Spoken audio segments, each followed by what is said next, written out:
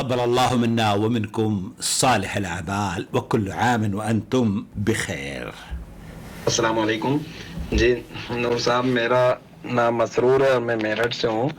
تو مجھے اس چیز کے مسئلے میں یہ پتہ کرنا تھا کہ ہمارے ملکوں میں جیسے کہ انڈیا، پاکستان، بنگلہ دیش، جو بھی ہمارے ملکوں میں جو ہے 20 رکعت پوری ہوتی ہیں الحمدللہ، اور اس میں جو ہے قرآن شریف پڑھا جاتا ہے. اتنی تیزی سے پڑھا جاتا ہے کہ کچھ الفاظ کھڑے ہو کے کچھ لوگ بہت غور سے سنتے ہیں اور کچھ لوگ الفاظوں کو سن نہیں پاتے ہیں، جس سے کہ سمجھ نہیں پاتے ہیں. تو کیا یہ پورے 30 روزے کے 30 روزے پورے ہونے سے پہلے قرآن شریف پورا کرنا ضروری ہے، یا قرآن شریف پورا ایک مکمل کرنا ضروری ہے، یا بیچ بیچ میں سے بھی پڑھ سکتے ہیں، چھوٹی چھوٹی آیت بھی پڑھ سکتے ہیں؟ مطلب اس طریقے سے مجھے یہ معلوم کرنا تھا. آپ حدیث کے مطابق ذرا تھوڑا یہ بتائیں. اور یہ سبینہ ہوتا ہے جس طریقے سے 6 دن کا، 8 دن کا، 10 دن کا، اس میں تو کچھ بہت ہی سپیڈ میں پڑھی جاتی ہے. تو یہ سب ٹھیک ہے، یہ بہتر ہے. تو اس میں تھوڑا معلومات. مسرور صاحب ہیں، میرٹھ سے غالباً تعلق ہے. بہت بہت شکریہ. بہت شکریہ آپ کا اس خوبصورت اور موقع کی نسبت سے سوال آپ نے بھیجا ہے. اللہ رب العالمین آپ کے اور ہم سب کے صیام اور قیام کو قبول فرمائے اور امت مسلمہ پر یہ ماہ مبارک اپنے فضل و کرم کی برکھا برسائے، اور ہمارے جہاں پر بھی مسلمان بستے ہوں سب کی پریشانیوں کو آسانیوں میں بدلنے اور اللہ کی رضا حاصل کرنے کا اسے سبب بنائے. آمین یا رب العالمین. قرآن کریم کا شبینہ کیا ہوتا ہے کہ ہندوستان، پاکستان میں خاص طور پر یہ رواج ہمارے ہی ملکوں میں ہے. یہ دیسی رواج ہے. 3 دن میں قرآن پڑھنا یا 1 دن میں قرآن پڑھنا اور اس کا اہتمام کرنا اور لوگوں کو اکٹھا کر کے اس کو ایک ایسی محفل یا تقریب کے طور پر باور کرایا جاتا ہے کہ لوگ بہت بہت دور سے، جب جس زمانے میں دیوبندی ہوا کرتا تھا، ہم بھی دہلی میں ایسے ہی کہیں کچھ لال روٹی ملتی ہے، کہیں مختلف غذائیں ملتی ہیں کھانے کو سحری میں اور افطار میں، تو سفر کر کے ہم جایا کرتے تھے اور انجوائے کیا کرتے تھے. اس کی شرعی حیثیت بھائی جاننا چاہ رہے ہیں. سب سے پہلے تو میں آپ کو سماحت شیخ محمد بن صالح العثیمین سے پوچھا گیا تو انہوں نے کہا کہ قرآن کریم کو سنانا اس میں تو کوئی حرج کی بات نہیں ہے، تو مسنون عمل ہے. لیکن لوگ یہ سمجھ بیٹھے ہیں کہ 1 مہینے میں قرآن کریم سننا یہ ان کے اوپر ضروری ہے، اور امام بھی تب تک کہ فارغ نہیں ہوتا. اور اسی کو لے کر پھر چونکہ قرآن کو سمجھا دیا گیا ہے کہ آپ کو ہر مہینے یہ رمضان میں پورا مکمل سننا ہی ہے، تو پھر اس کی ترکیب نکالی جاتی ہے کہ 1 رات میں پڑھ لیں گے اور باقی راتوں کو چھوڑ دیں گے، باقی راتوں کو مٹر گشتی کریں گے، جامع مسجد کی نہاری اور نظام الدین کے چکر کاٹیں گے. دلی اور لاہور وغیرہ کے جو لوگ ہیں عام طور پر یہی کرتے ہیں. ایسی صورت میں شیخ نے کیا جواب دیا؟ ليس على الإمام في صلاة التراويح في نهار رمضان أن يختم القرآن. یہاں ليس على الإمام في صلاة التراويح في رمضان أن يختم القرآن لقول الله تعالى لقول الله تعالى فقرؤوا ما تيسر من القرآن. کیونکہ اللہ رب العالمین قرآن کریم میں کوئی قید نبی کریم صلی اللہ علیہ وسلم نے نہیں لگائی ہے نماز تراویح کے بارے میں.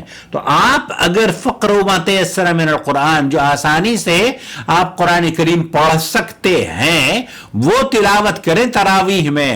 اور اس کو یہ سمجھنا کہ یہ پورا قرآن سننا ہے، تو یہ شیخ محمد بن صالح العثیمین رحمۃ اللہ علیہ فرما رہے ہیں کہ لیس علی الامام فی صلاۃ التراویح، یہ اس کے اوپر واجب نہیں ہے، یہ ضروری نہیں ہے کہ وہ قرآن کریم کو مکمل کرے.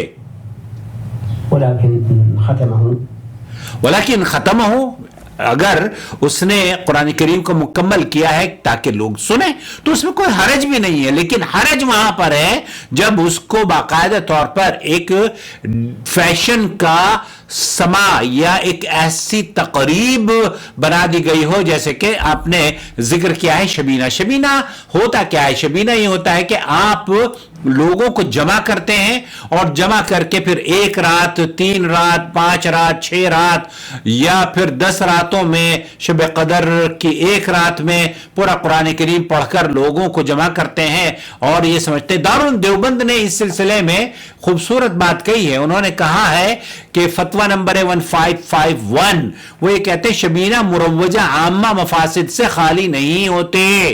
यहां अब अहले अहनाफ के यहां ही इन मसाजिद में, चूंकि हमारी मस्जिदों में अहले हदीस की मसाजिद में तो ये नहीं होता, तो दारुल देवबंद का फतवा ये है, जो कि बड़ा इदारा है, उलमाए देवबंद का एक मकाम भी है, वो ये कहते हैं कि शबीना मुरव्वजा आम्मा मफासिद से खाली नहीं होते। नुमाइश, रियाकारी, नमाज, कुरान तरावी की बेअदबी और बेएहतरामी वगैरह उमूर कबीहा शबीने के जुज़ लाजिम हो गए हैं। ये बिल्कुल 100%, क्योंकि जैसे आपने फरमाया ना कि कुरान बिड़ ऐसे पढ़ के आता है कि आदमी पढ़ने वाले को कुछ पता नहीं होता, इल्ला सुनने वाला क्या मुस्तफीद होगा।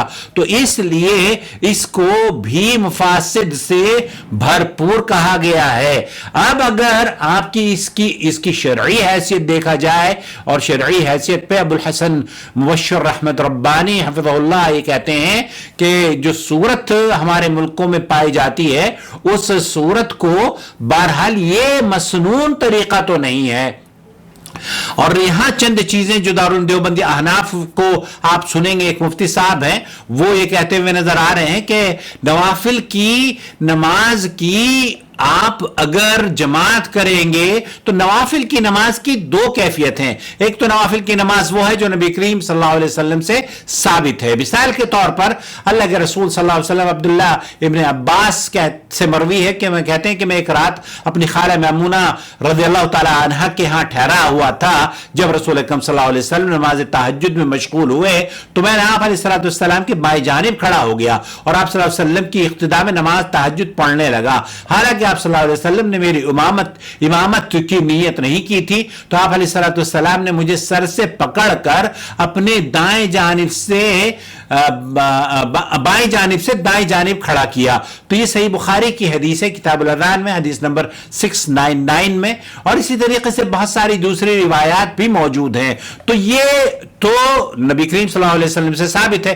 अहनाफ पता नहीं क्यों ये कहते हैं कि नफिल नमाज, नफिल वो नमाज जिस नमाज में अल्लाह के रसूल सल्लल्लाहु अलैहि वसल्लम ने बाजमात अदा ना की हो वो दुरुस्त नहीं है। मिसाल के तौर पर मैं आपको बताता हूं कि ये कहते हैं अब्दुल्ला इब्न उमर रज़ियल्लाहु ताला अन्हु से मरवी है, वो कहते हैं कि मैं और उर्वा इब्न जुबैर दोनों मस्जिद में दाखिल हुए तो सैयदना अब्दुल्ला इब्न उमर रज़ियल्लाहु ताला अन्हुमा सैयदा आयशा रज़ियल्लाहु ताला अन्हा के हुजरे के पास बैठे थे और उस वक्त कुछ लोग मस्जिद में नमाज चाश्त पढ़ रहे थे।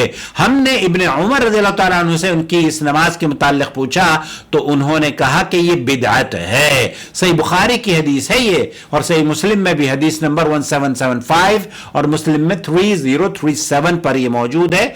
इसको इसलिए अब्दुल्ला इब्न उमर ने बिदअत कहा क्योंकि ये नमाज जो चाश्त की नमाज है नबी करीम सल्लल्लाहु अलैहि वसल्लम ने इसकी जमात नहीं करवाई है।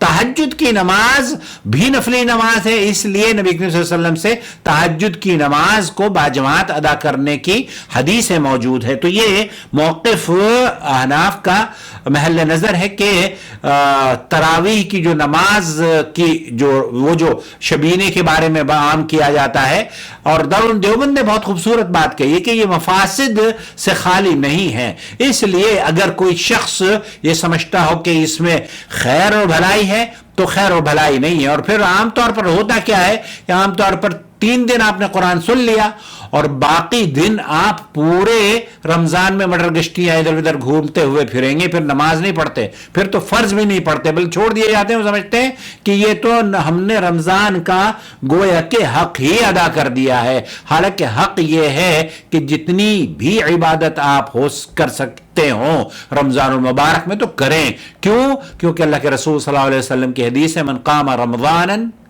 ایمانا واحتسابا غفر له ما تقدم من ذنبه. تو یہ بہت مبارک کے ایام ہیں، بہت مبارک راتیں ہیں. جو ان کے روزے رکھتا ہے، جو قیام کرتا ہے، اس کے لیے اللہ رب العالمین ان کے تمام گناہ بخش دیتا ہے. تو شبینے کا اہتمام کرنا جائز نہیں ہے ان صورتوں میں. تو وہاں دیوبند بھی یہی کہتے ہیں، علماء دیوبند یہ کہتے ہیں کہ یہ اصولی طور پر جو خرابیاں یہاں دیکھی جاتی ہیں کہ امام بھی اور مقتدی بھی، اور اس کو ایک فیشن بنا لیا گیا ہے باقاعدہ طور پر. فلانی مسجد میں تو یہ کھلایا گیا تھا، ہم آج ہماری مسجد میں شبینہ ہوگا تو ہم ان سے زیادہ بڑی دعوت کریں گے، اور تشہیر ہوتی ہے وغیرہ وغیرہ. تو بہرحال مجھے امید ہے وضاحت ہو گئی ہوگی. آپ بھی اگر ہمیں اپنا سوال بھیجنا چاہتے ہیں تو وائس میسج ہمیں کر دیجئے، اور 1 منٹ میں آپ کے سوال کے جواب کا سلسلہ بھی ہم نے شروع کیا ہے، وہ بھی شارٹس میں آپ دیکھ رہے ہوں گے. مجھے امید ہے آپ کو پسند آ رہا ہوگا. والسلام علیکم ورحمۃ اللہ وبرکاتہ. آپ کا بھائی محمد عاقل جدہ سے. شهر رمضان الذي أنزل فيه القرآن هدى للناس وبينات من الهدى والفرقان